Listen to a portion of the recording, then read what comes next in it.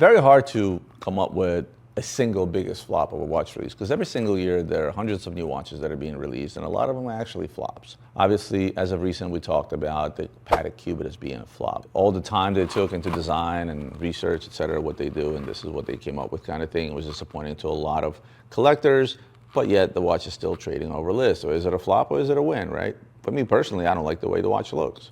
Have we sold some? Absolutely. Did they sell over list? Yes. For me, it's usually about the thought behind who was there in a design room, in a boardroom, making a decision, say, hey, we're going to do this, here's some designs, and go through that entire process that sometimes takes years, and then you come up with something and you're like, really, this is all you came up with? The new Rolex 1908. For the longest time, Rolex didn't really have a dress model. The only dress model options you had to buy from a Rolex was the Rolex Cellini line. They did away with it, and what did they do?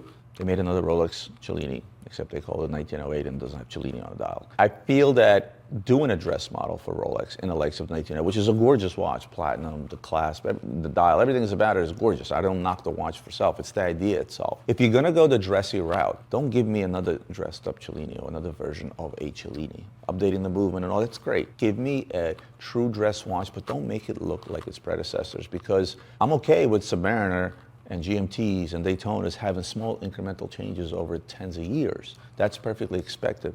But if you're gonna go and give me a dress watch, which is what that is, don't make it look like its predecessor. So the idea is the flop. I love the watch, but the idea in itself is the flop. I think Rolex could have done better. With all the money that they have and all the rapport they have in the market, those things are selling like hotcakes just the same. It's not like they're not selling.